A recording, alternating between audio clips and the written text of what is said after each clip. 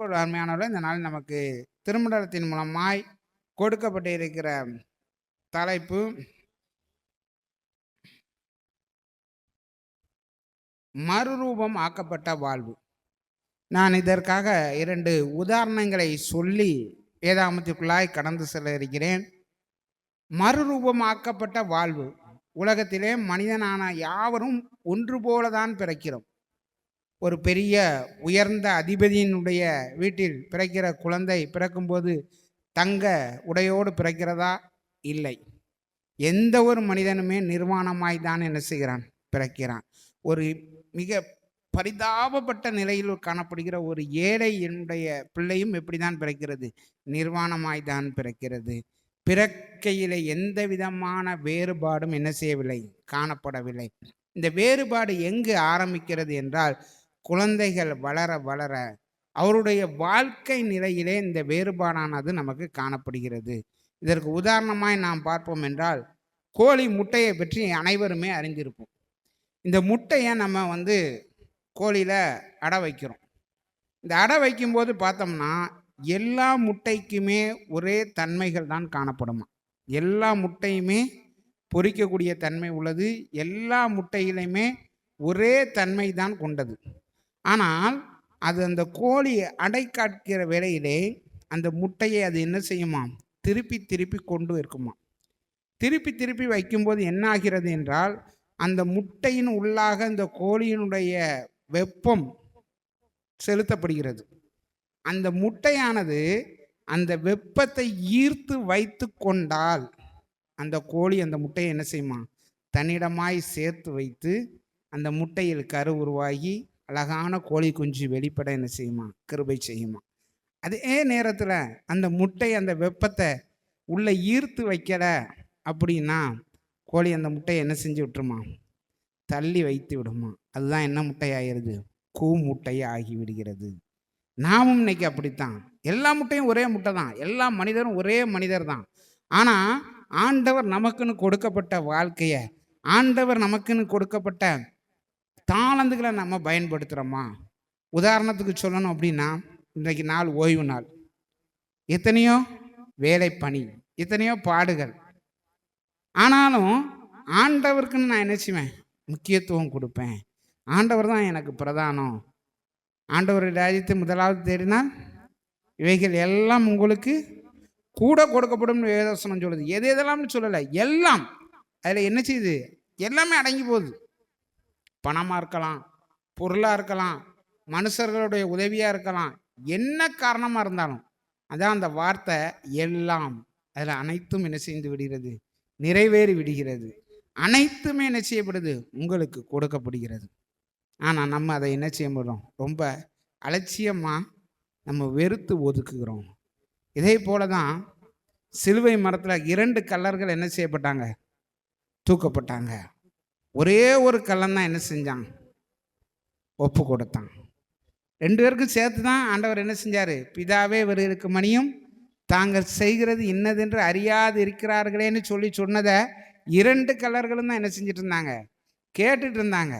ஆனால் ஒரு கள்ளன் தான் அதுக்கு என்ன கொடுத்தான்? செவி கொடுத்தான். செவி கொடுத்த கள்ளன் தான் எங்கே போனான்? பரதீஸ்க்கு போனான். நம்ம இன்னைக்கு எப்படி இருக்கிறோம்? எத்தனையோ சுவிசேஷங்கள் அறிவிச்சுக்கிட்டே இருக்காங்க, எத்தனையோ வசனங்கள் அறிவிச்சுக்கிட்டே இருக்காங்க. ஆனால் நமக்கு அது உள்ளத்தில் கிரியை செய்தா அதனுடைய வெளிப்பாடு எப்படி காணப்படுது? அதுதான் முக்கியமானது. பரீட்சை எழுதுறாங்க, பப்ளிக் பரீட்சை பிள்ளைங்க எழுதுறாங்க, எல்லாத்துக்கும் தெரியும். 2 விதமான தேர்வு வைக்காங்க. ஏன் வைக்காங்க சொல்லுங்க? ஒன்று ப்ராக்டிக்கல், இன்னொன்று தியரி. ஏன் ப்ராக்டிக்கல் ஏன் வைக்கிறாங்க? தியரி மட்டும் வச்சு அவன் படித்ததை நான் பாஸ் பண்ணால் மார்க் போட்டேன்னு விடாமல் எதற்காக இந்த ப்ராக்டிக்கல் வைக்கப்படுகிறது? அவன் படித்ததை வெளிப்படுத்துகிறானா? படித்ததை வெளிப்படுத்துகிறானா? அவனுடைய அறிவு எப்படி காணப்படுகிறது? வெளிப்படுத்தக்கூடிய அளவுக்கு அவன் படிப்பு காணப்படுகிறதா? படித்ததை எழுதினால் போதாது, வெளிப்படுத்த வேண்டும். நாம் வசனத்தை கேட்டுக்கொண்டே இருந்தால் போதாது, இந்த வசனத்தை நாம் என்ன செய்ய வேண்டும்? வெளிப்படுத்துகிறவர்களாய் காணப்பட வேண்டும். அதனால் தான் இன்று பார்க்கவும் மறுரூபமாக்கப்பட்ட வாழ்வு. நம்ம உலகம் வரலாறை எப்படி பிரிச்சிருக்கு? கிறிஸ்துவுக்கு முன், கிறிஸ்துவுக்கு பின்னு பிரிச்சிருக்கு. நம்மளுடைய வாழ்க்கையை எப்படி பிரிக்கணும்? ரட்சிப்புக்கு முன், ரட்சிப்புக்கு பின். நம்முடைய வாழ்க்கை எப்படி காணப்படுகிறது? நம்ம உணர்ந்து பார்த்தோம்னா, நிறைய உதாரணங்கள என்ன செய்ய முடியும்? சொல்ல முடியும். இன்னைக்கு நேரம் மிக ஆனதுனால சுருக்கமா நான் கடந்து செல்ல ஆசைப்படுறேன். முதலாவது பார்த்தோம்னா, தீய மனம் மாறும். ஆண்டவர்ட்ட நம்ம ஒப்பு கொடுத்தோம்னா, நம்மளுடைய தீய மனம் என்ன செய்ய வரும்? மாற ஆரம்பிக்கும். வேதாகமத்தில பார்த்துக்கிட்டே வந்தோம்னா, நிறைய உதாரணங்கள என்ன செய்யலாம்? சொல்லிக்கிட்டே வரலாம். டைம் இல்ல. நிறைய இருக்கு. என்ன ஒரே ஒரு சின்ன ஒரு உதாரணத்த மட்டும் சொல்லி கடந்து செல்லலாம் அப்படின்னு ஆசைப்படுறேன். ஒரு பாவியான ஸ்திரிய புடிச்சு இழுத்துட்டு வராங்க இயேசு கிறிஸ்துட்ட. அப்படிதானே? எல்லாரும் என்ன வச்சிருக்காங்க? கல்லு வச்சிருக்காங்க. அவன் மேல என்ன செய்யணும்? எரிஞ்சு அவள கொன்றணும். அவன் மரண தண்டனை முடிஞ்சு போச்சு. அவளுடைய லைஃப் ஃபினிஷ். அந்த காலகட்டத்துல இயேசு கிறிஸ்து என்ன சொல்றாரு? உங்களில் பாவம் இல்லாதவன் முதலாவது கல்லெறிய கடவன். யாராவது எரிஞ்சாங்களா? எரிய முடியல. அப்ப நம்மகிட்ட என்ன காணப்பட்டுச்சு? பாவம் காணப்பட்டுச்சு. அப்போ இயேசு கிறிஸ்து இந்த சொன்ன உடனே எல்லாரும் என்ன செஞ்சு போயிட்டாங்க? கடந்து போயிட்டாங்க. அந்த ஸ்திரீ மட்டும் இருக்கா. அப்போ என்ன சொன்னாரு இயேசு கிறிஸ்து? போ, இனி பாவம் செய்யாதே. போ, இனி பாவம் செய்யாதே. அந்த தீய மனம் அந்த ஒரு நொடி பொழுது என்ன செய்யப்பட்டுச்சு? மாற்றப்பட்டுச்சு. ரட்சிக்கப்பட்டவங்க நிறைய பேரை கேட்டோம் அப்படின்னா, நான் இன்னைக்கு இவரை கொலை பண்ணணும்னு நான் என்ன செஞ்சேன்? கடந்து போனேன். அங்கே எங்கேயோ ஒரு பிரசங்கியார் பேசிட்டு இருந்தாரு. அந்த வார்த்தை என் காதுக்குள்ள வந்துச்சு. நான் என்ன செஞ்சுட்டேன்? மாறிட்டேன். ரட்சிக்கப்பட்டுட்டேன் அப்படின்னு அநேகருடைய வாயிலிருந்து அந்த வார்த்தைகளை நம்ம என்ன செஞ்சு கொண்டு இருக்கிறோம்? கேட்டுக்கொண்டே இருக்கிறோம். நம்ம ஆண்டவரோட மறுரூபமாகனா முதல்ல என்ன செய்யும்? தீய மனம் நமக்கு என்ன செய்யும்? மாறும். ஒரு சின்ன ஒரு உதாரணத்தை சொல்லணும் அப்படின்னா, மிக அருமையா சொல்லலாம். சின்ன பிள்ளைங்க இருக்காங்க. அப்படிதானே? தட்டில் சோறு வச்சு கொடுக்குறோம். சோறை நல்லா சாப்பிடுவாங்க. சாப்பிடும்போது பார்த்தா அந்த தட்டை சுற்றி என்ன செஞ்சு கிடக்கும்? சிந்தி கிடக்கும். பெற்றோர் என்ன செய்வாங்க? ஒரு அடி என்ன செய்வாங்க? கொடுப்பாங்க. கொடுத்து என்ன சொல்லுவாங்க? இந்த சுற்றி கிடக்கிற சோறுன்னு என்ன செய்யக்கூடாது? கீழே சிந்தக்கூடாது அப்படின்னு ஒரு சின்ன அடி தான் கொடுக்காங்க. மறுநாள்ல இருந்து பார்த்தா அந்த தட்டை சுற்றி என்ன இல்லை? ஒரு சோறு இல்லை. ஆனால் அந்த பிள்ளைக்கு முதலே தெரியுது இந்த சோறை என்ன செய்யணும்? சிந்தாமல் சாப்பிடணும்னு தெரியும். ஆனால் அது என்ன செய்யாது? கேட்காது. என்ன உழணும் நமக்கு? ஒரு அடி உழணும். உழும்போது அந்த வாழ்க்கை என்ன செய்கிறது? மாற்றப்படுகிறது. அப்போ நம்மளுடைய மனம், அந்த தீய மனம் எப்படி செய்யுது? நல்லதாக மாறணும்னா நமக்கு ஒரு அடி என்ன செய்கிறது? தேவைப்படுகிறது. இரண்டாவதாக பார்த்தோம்னா தீய குணம். இந்த குணத்தை பற்றி பார்க்கணும் அப்படின்னா 1 கொரிந்தியர் 6ஆம் அதிகாரம் 15ஆம் வசனத்தில் பார்ப்போம்னா, உங்களுடைய சரீரத்தை பரிசுத்தமாய் காத்து கொள்ளுங்கள். சரீரத்தை என்ன செய்யணுமா? பரிசுத்தமாய் காத்து கொள்ளணும். சரீரத்தை எதுக்கு ஒப்பிடப்படுகிறது? ஆலயத்துக்கு ஒப்பிடப்படுகிறது. இந்த சரீரம் தான் என்ன செய்யணும்? மறுரூபமாக்கப்படும். கையினால பாவம் செய்யலாம், கண்ணால பாவம் செய்யலாம், வாயினால பாவம் செய்யலாம், கால்னால பாவம் செய்யலாம். சங்கீத புஸ்தகங்களில் படித்து பார்த்தோம்னா ஒவ்வொரு உறுப்பும் எப்படி பாவம் செய்கிறது என்பதை மிக தெளிவாய் விவரித்து கூறப்பட்டிருக்கிறது. கால் என்ன பாவம் செய்யும்? தீங்கு செய்வதற்கு விரைந்தோடும் கால், திருடுவதற்கு எத்தனைப்படும் கரம். ஒன்றையும் பார்த்தீங்கன்னா அப்படி அருமையாக என்ன செய்யப்பட்டிருக்கு? கொடுக்கப்பட்டிருக்கு சங்கீதங்கள் புஸ்தகத்தில். நம்ம மனம் மட்டும்தான் பாவம் செய்யுது, நம்ம மனம்தான் பாவத்துக்கு தூண்டுதுன்னு இல்லை. நம்முடைய சரீரத்தில் காணப்படுகிற ஒவ்வொரு உறுப்பும், ஒவ்வொரு அவயவங்களும் என்ன செய்கிறது? பாவத்தை நமக்கு தூண்டி கொண்டே இருக்கிறது. இதிலிருந்து நம்ம வெளிப்படணும். இந்த தீய குணம் என்ன செய்யணும்? மாறணும். அப்படின்னா நம்ம என்ன செய்யணும் அப்படின்னு கேட்டால், உதாரணத்துக்கு ஒரு கழுதை எடுத்துக்கிடும். இந்த கழுதை குட்டி போடும்போது அந்த குட்டி எப்படி இருக்கும்? பார்க்கறதுக்கு எப்படி இருக்கும்? குதிரை குட்டி என்ன செஞ்சு போயிடும்? தோத்து போயிடும். அவ்வளோ அருமையாக அந்த குட்டியை பார்த்த உடனே தூக்கி வச்சு மடியில் வச்சு என்ன செய்யணும்? கொஞ்சம் போல இருக்கும். அவ்வளோ பிரமாதமாக இருக்கும் அந்த கழுதை குட்டி. ஆனால் கொஞ்ச நாள்லேயே அந்த கழுதைக்குட்டியை பார்த்தா நமக்கு என்ன செய்ய ஆரம்பிச்சிடும்? ஒரு அருவருப்பு ஏற்பட ஆரம்பிச்சிடும். ஏன்?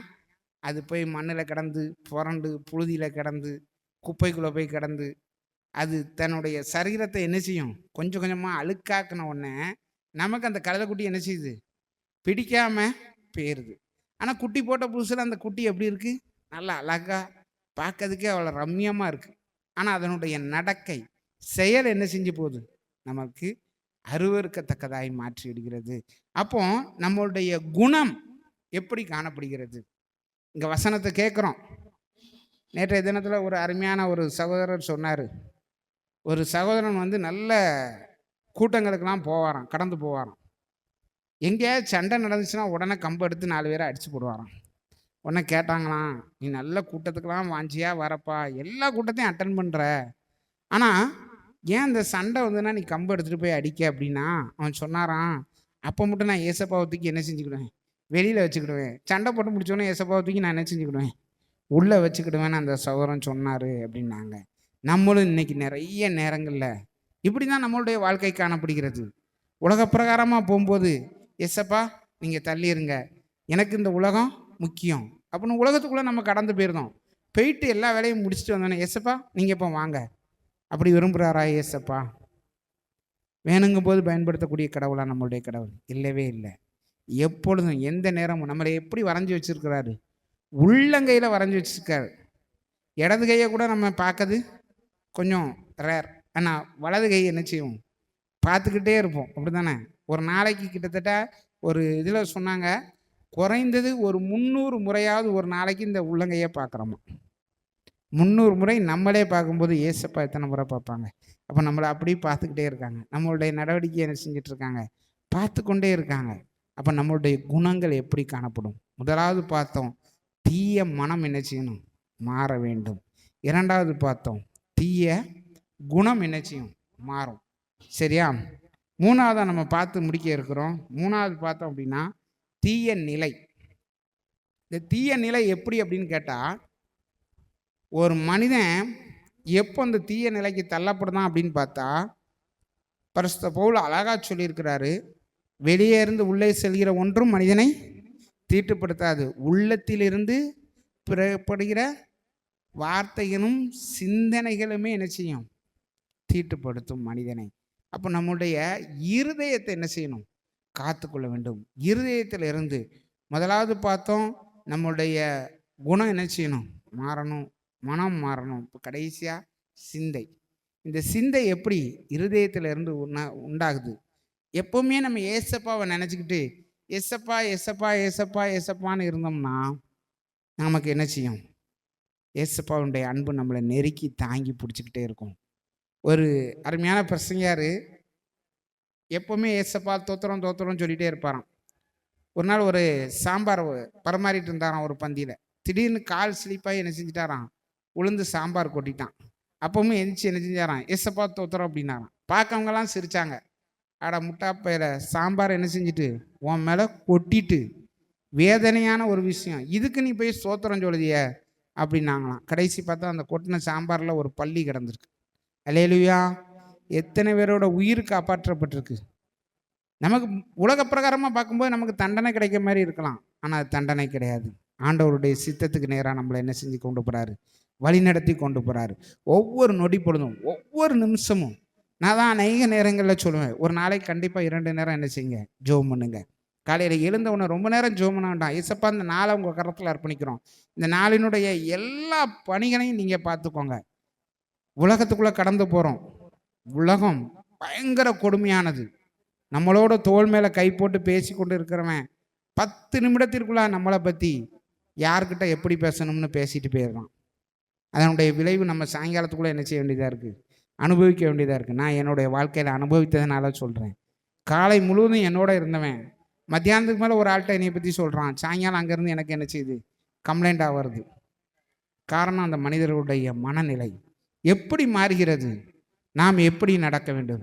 ஏசப்பா எனக்கு விசேஷ ஞானத்தை தாங்க. புறாக்களைப் போல கபடற்றவர்களாம் சர்ப்பங்களைப் போல வினா உள்ளவர்களாம் காணப்படுங்கன்னு வேத வசனம் கற்றுத்தருது.